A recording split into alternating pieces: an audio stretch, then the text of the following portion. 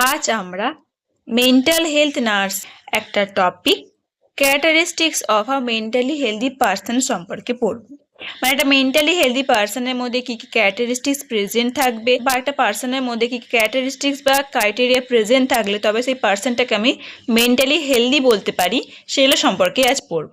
তো ফার্স্ট কি বলেছে, he has an ability to make adjustment. সেই পার্সনটা মেন্টালি হেলদি পার্সনের মধ্যে একটা অ্যাডজাস্টমেন্ট করার পাওয়ার থাকবে। মানে সে তার যদি কোনো সিচুয়েশান কোনো জিনিস পছন্দ না হয় বা মনের মতো না হয়, তখন সেই জিনিসটাকে অ্যাডজাস্ট করে নেওয়া বা মানিয়ে নেওয়ার মতন একটা ক্ষমতা থাকবে বা অ্যাবিলিটি থাকবে। সেকেন্ড কি বলেছে, হি has a sense of responsibility. সেই মেন্টালি হেলদি পার্সনের একটা রেসপন্সিবল হবে এবং রেসপন্সিবিলিটির জন্য একটা সেন্স থাকবে যে কোন জিনিসটা তার ক্ষেত্রে করা উচিত, কোন জিনিসটা করা উচিত নয় বা কার জন্য করা উচিত, এই জিনিসটা সম্পর্কে তার একটা রেসপন্সিবিলিটি থাকবে। He can give and accept love. ভালোবাসা দিতে পারবে এবং ভালোবাসা নিতে পারবে, কাউকে ভালোবাসতে পারবে বা কারোর দ্বারা ভালোবাসা পেতে পারে। He has a sense of personal worth, feel worth while and important. সে নিজের একটা পার্সোনাল ওর্থ ফিল করবে এবং নিজেকে ইম্পর্টেন্ট ফিল করবে, মানে পুরো ওর্থ ওয়াইল নিজেকে ফিল করবে, পুরো ওয়ার্ল্ড সম্পর্কে তার একটা সেন্স থাকবে।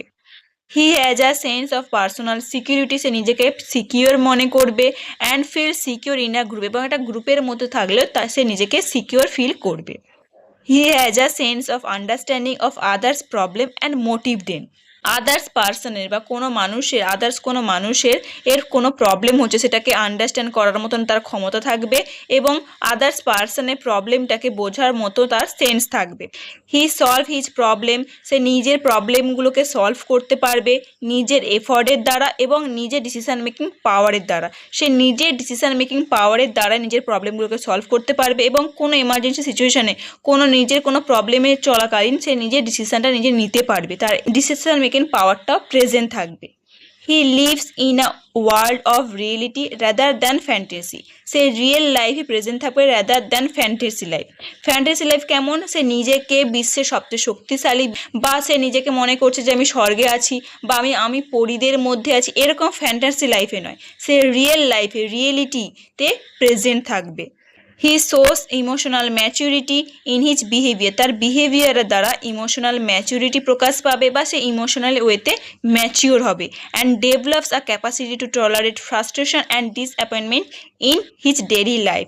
তার নিজস্ব তার দিনের নিত্য জীবনের বা প্রতিদিনের কাজকর্মের দ্বারা যে ফ্রাস্ট্রেশন বা ডিসঅ্যাপয়েন্টমেন্ট আমরা হই, সেই জিনিসটাকে তার টলারেট করার ক্ষমতা থাকবে। He has develop a philosophy of life that gives meaning and purpose of his daily activity.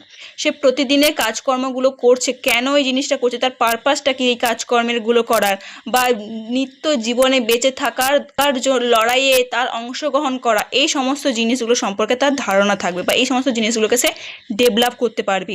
যে আমি প্রতিদিন কাজগুলো করছি তার কারণটা কি, সেটা সম্পর্কে তার ধারণা থাকবে। সে নিজের প্রতিদিন বেঁচে থাকার লড়াই যেটা আমরা করছি প্রতিদিন কাজকর্মের দ্বারা, সেই বেঁচে থাকার লড়াইয়ে সে কী করবে না, অংশগ্রহণ করবে। এই ফিলোসফি অফ লাইফ সম্পর্কে তার ধারণা থাকবে। He has a variety of interest. তার বিভিন্ন রকমের ইন্টারেস্ট থাকবে, বিভিন্ন জিনিসে ইন্টারেস্ট থাকবে। He generally lives a well balance life of work, rest and recreation.